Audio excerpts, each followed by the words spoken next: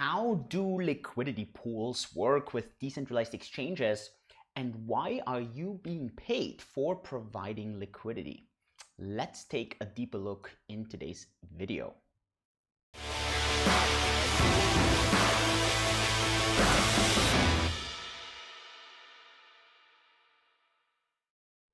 Hey and welcome to today's video. My name is Julian. I'm the chairman of DeFi Chain Foundation, and in this video today I want to show you a bit how does the liquidity pool providing work at DeFi Chain, why are you being paid for this, and how does the exchange mechanism work here. So I'll take out the iPad and we're going to work this through again with quite some graphical underlaying. So basically we are talking about liquidity mining or liquidity providing. We have discussed this in a previous video already, where we talked about centralized exchanges, those non-custodial, permissioned, permissionless exchanges, and the DEXs. And so we're actually really asking us the question, how does the market making or the settlement in some way work in those various forms? And so obviously, if we have a centralized exchange, you notice you have an order book, you have a bid and an ask, and if those prices match, it just gets executed. And pretty much the centralized exchange is responsible for doing all this. So you have this order book. And at the end, the price is being made simply by supply and demand. Some people pay for something, so they say for what price do they want to sell something, and the others say what price do I want to offer something for, or how much do I want to ask for, and if that matches, then it works. When we have those, let's call them non-custodials, here the trick becomes a bit that, well, on the one hand, you don't have this actual order book in some ways, and on the other hand, you need to figure out a bit what are the prices on those centralized exchanges. Because if you don't notice, decentralized exchanges are a bit more inefficient. So suddenly you have those things starting to drift apart. And what you have here is many times a bit of a mix. So on the one hand, you have some order books. On the other hand, you might have some price oracles. So you have price feeds coming in from the outside, and that way you have some matching parameters, because otherwise it's very, very difficult for a buyer to actually find a seller. If you have true DEXs, and again, non-custodials can also do this, but in a true DEX, there is actually only one way to have this market making, and that is through liquidity pools. And this is what I want to talk to you today about, and basically how this works at DeFi Chain. Now, the trick here is, since DeFi Chain DEX is completely decentralized, there are no order books, there are no price oracles, there's no centralized attack vectors. This is very different obviously from a SEC, so from non-custodial. So the question here then becomes, how can you make an offer to buy or sell something, and how do you actually get something in return if there's no site where this is being matched, or when there's no matchmaking in those orders? And this is where a very ingenious idea comes in, but obviously there's also one big downside, and that is a concept of impermanent loss. And impermanent loss is going to be something we're going to be covering in the next video. We really kind of go in there. This reminds me, if you want to stay up to date here, click the subscribe button and the like button so that you stay in touch. Great, so let's think this through. So imagine, and let's use the DeFi Chain example here. We start from scratch, and let's assume there's these pool providers, and you will always see pairs being needed, and the reason you need those pairs because these are the trading pairs. So there's, let's say, this pool, and someone puts in 1 BTC, and let's just say for the simplicity of the entire thing, 50,000 DFI. And let's just say this is approximately in dollar values the same thing. I'm just using very, very basic numbers here. Look, it might fluctuate back and forth. 50,000 DFI could be way more, could be less. It really depends on the price, right? But let's just say this is how it is. And so for the sake of argument, let's say this pool has people putting 10 BTC in and 500,000 DFI. And this is how the entire process starts, right? So this is just at the initial start, you have this kind of matching, and very initially, when you put those funds in, you try to match them in dollars. And I'm gonna explain to you in a second why you wanna match them in dollars. And the trick here is otherwise you're gonna get arbitraged. But so that's the initial contribution that you wanna try to set. This is the initial pool, right? So this is the initial setup. Whenever, and now is where the important part comes, whenever you want to add additional funds, you need to keep the ratio of what's in the pool already, right? So this is the ratio you need to keep. Remember, the pool has no price feed. So the pool doesn't know if the 10 Bitcoin are actually the same as 500,000 DFI. In the initial setup, that's what you're doing, because otherwise it's going to get arbitraged, so it doesn't really matter. But this is the initial setup. And so the pool doesn't know, is this actually equal? It doesn't. And you're gonna see in a second how this is actually gonna work out. So let's say you wanna add additional DFI into the pool. Let's say you wanna add 100,000 DFI. Now you can only do this if you're actually also adding 12 BTC, 2 BTC, so plus 2 BTC. That's the only way how you can then contribute to the pool. So in this case, it would be 12 BTC and 600,000 DFI that is in the pool. Okay, so this is how the pool works. And why would people contribute funds there? Very simple, because the pool pays them a return based on the percentage that they have in the entire pool. So if, for example, this is your part here, then this you would be getting 1/12.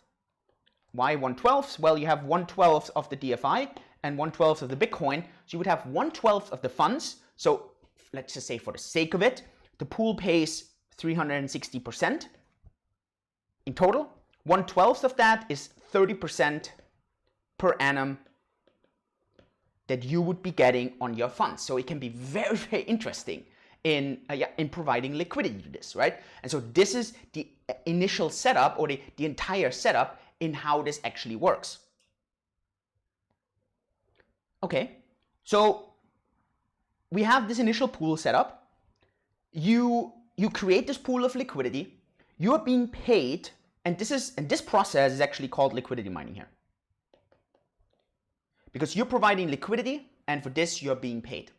You're being paid on your percentage based on the total pool that is in there and what the total percentage distribution is.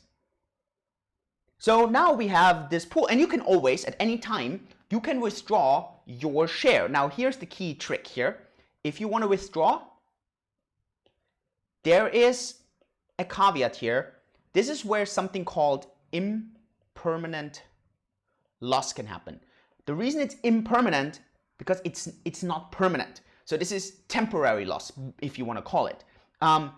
The trick here is you need to be a bit more patient, and the more patient you can be, the easier it is to not have any loss there.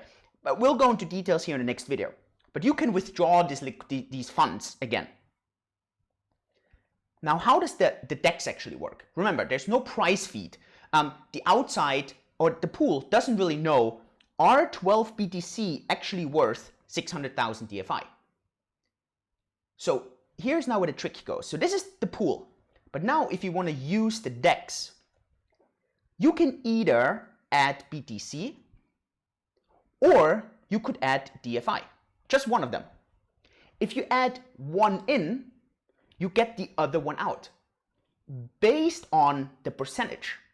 So if you add, for example, 100% DFI here, so let's say you add here 600,000 DFI just on one side, you would be able to take around 50%. Now this is a slope, right? It's a curve. You would be able to remove around 50% of the BTC. Now let's try this out. Let's say someone goes and adds, let's say 600,000 DFI, just on one side. This would allow them to withdraw 6 BTC. This is the exchange. So you just swapped 600,000 DFI for the BTC. Now you will see something already. The larger the amount that you're swapping in comparison to the pool, the more the price starts to skew. So in this case, your rate is actually quite terrible, because in this moment, just before, we said 1 BTC is 50,000 DFI, and here, suddenly 1 BTC is 100,000 DFI. Now, why is this? This is one of the concepts that actually happens in all the exchanges. The larger your trade order in comparison to the total order book, in this case to the total pool, the worse the rate is that you get. And on exchanges, we call this slippage. So if we would do this with, let's say, only 1 DFI, right? So if you add 1 DFI and then you're basically adding a very, very tiny amount, 1 over 600,000, then you would be getting here like a few Satoshis out, but basically the price wouldn't move at all. But so let's use this example here just for the sake of it, because it's quite descriptive. So rule number 1 here, on a decentralized exchange, it's actually on any exchange, but on decentralized exchanges, you see it quite well. Your order size is quite relevant to the total pool in there. If the pool is really, really large, the percentage of a new order is not shifting the price much. Otherwise, the price really skews dramatically. And that's then how the price then moves. But let's use this example here. So in our example here, so we're taking 6 BTC out, we have 600,000 DFI in. So now suddenly in the pool, we have only 6 BTC, 12 minus 6, but we have 1.2 million DFI.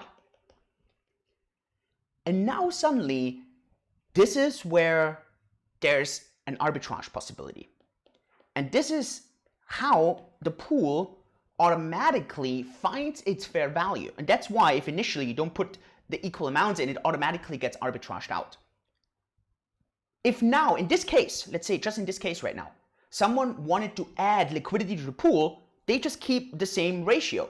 So if you wanted to add, let's say 3 BTC, and you wanted to keep it in this ratio, so now we're talking about pool again, so we're talking about liquidity mining again, you here add 600,000 DFI as well. You have to add that. Now, here's one thing that you notice.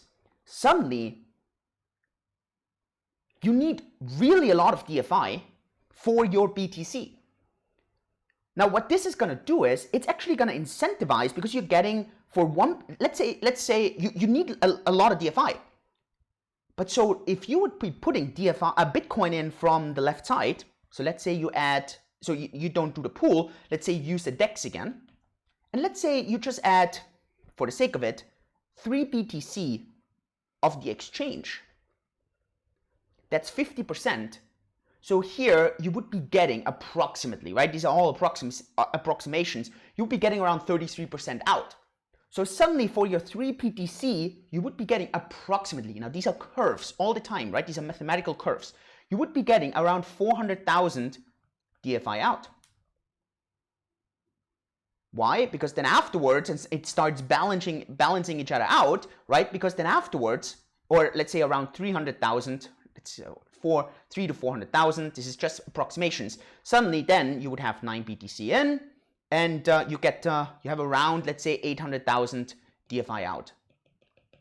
Just around, right? Because at the end, you want to get, you need to get to this fair value again of 12 BTC being 600,000, right? So this is where we need to get to approximately. Now, why would you do this? Well, it's very simple, because if you get 400,000 DFI out of the pool, and you can actually go to an arbitrage, to another exchange, to another pool, well, for those 400,000 DFI, you would be getting 8 BTC. So you would be actually making 5 BTC profit. And this is what's happening on all these DEXs. These are arbitrage opportunities, and they are massive, right? Now, I'm using an extreme example here. In normal terms, such arbitrage opportunities don't really happen in that extreme terms. But most of the time, you have like 5-10% arbitrage, and it always gets arbitraged out, right? And so that's then how it works. Now, what's the very interesting thing about this? If you look at this. So we start off with the liquidity at the beginning. let's use the same example here that we used here. So let's use for example, let's use easy numbers, 10 BTC, 500,000 DFI, just for the simplicity. Whenever you want to add liquidity, so you want to add, you always need to keep the same ratio, whatever is in there. If the ratio skews to one side because someone used the DEX, so DEX meaning you just add one side and then you get the other side out. Now remember, when you use the DEX, you always pay a transaction fee or a DEX fee. In this case, in DeFi chain case, it's 0.2%, which is quite standard if you compare it with other DEXs.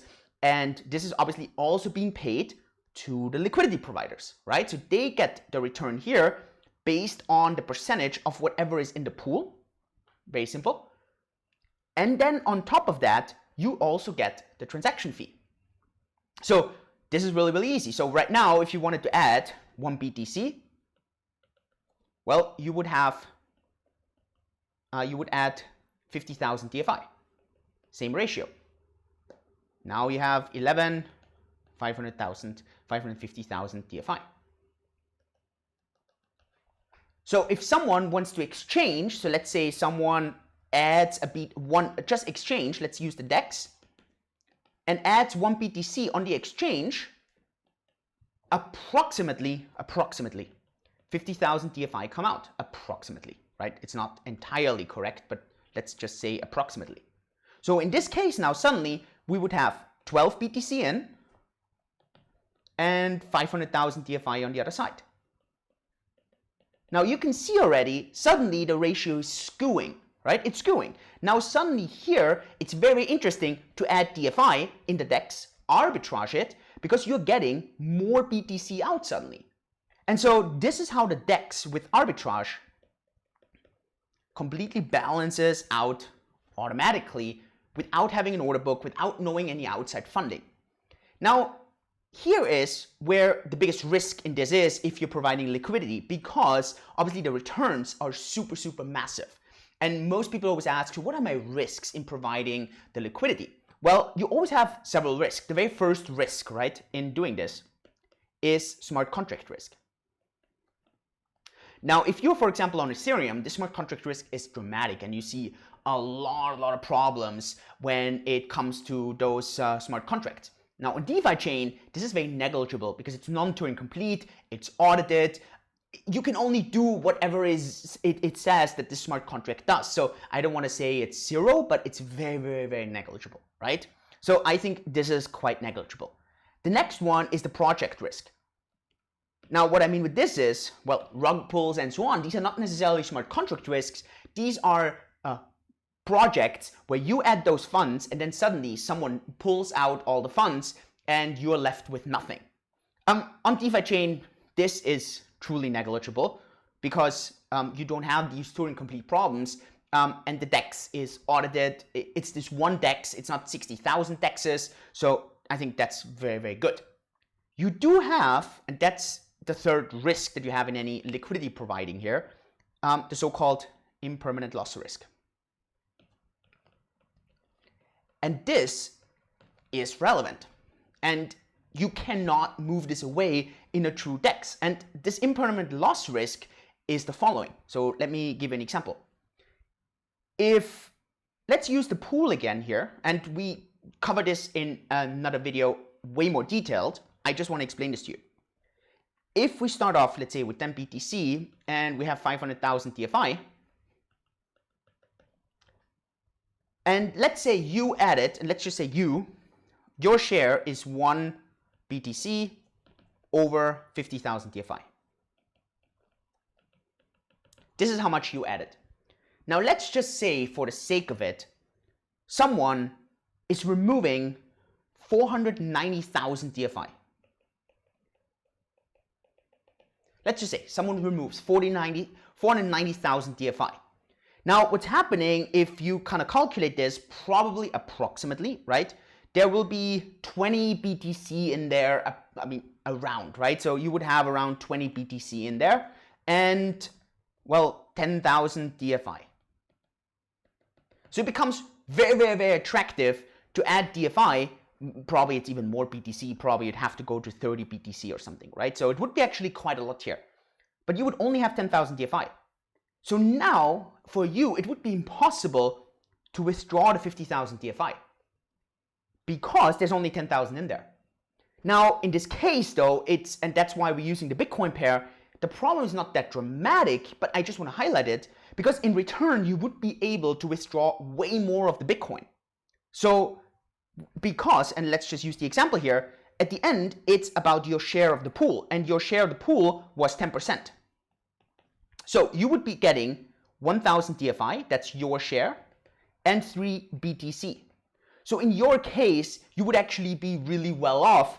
Your impermanent loss wouldn't really be a loss, and it would be constantly arbitraged out. I just want to make an extreme example, because you would be ending up with more than you put in. So it's very, very, very unlikely to have this scenario here, because here you would have an impermanent benefit. But it could happen that suddenly it skews. Let's, for example, use the example where you don't have this profit, where you have a loss. Let's kind of go the other route. Okay, let's use the other route. Let's say someone withdraws 9 BTC from the original pool, 9 BTC. And then in return, you probably, you would have an insane amount of DFI in there, probably 2 million, let's say 2 million DFI. So minus 9 BTC, then you would be ending up with 1 BTC that's left, right? 10 minus 1. And let's say you would end up with 2 million DFI. So on paper, this looks, again, massive profit for you, right? Because it's skewed to this one side. But there is this risk that now, if you pull out, right, you have 10%, you get 0.1 BTC, and you have 200,000 DFI. So now the question, and that's always the question, is the same as here, right? You do have way more than before, but the question, again, here on both, is the dollar value. So you can have an impermanent loss on either because there's no price oracle. So in this case, you think, okay, but the 3 BTC are worth more than my 1 BTC over 50,000 DFI. Not necessarily, because what happens if outside DFI went 20x and Bitcoin stayed? Then this would be worth shit loads of money if you had this conversion here, where here you lost money. Because the 3 BTC stayed, just as an example, and obviously when you have DFI, that's definitely way more volatile than Bitcoin, way more upside than Bitcoin, but obviously way more volatile.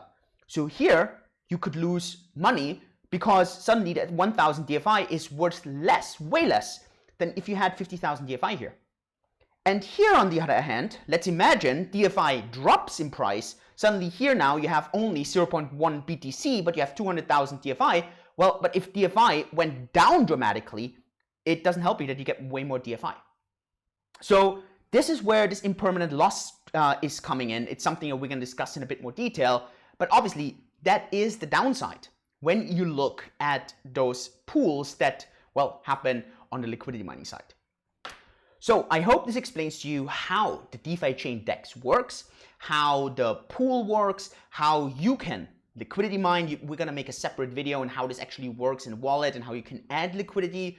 And yeah, then you can also see how this works from your income side, how to use the exchange, how this is completely decentralized, and obviously the different risks. And we're going to highlight the impermanent loss risk in a future video. If you have any questions, let me know in the comments down below. Thank you so much for watching. Yours truly, Julian.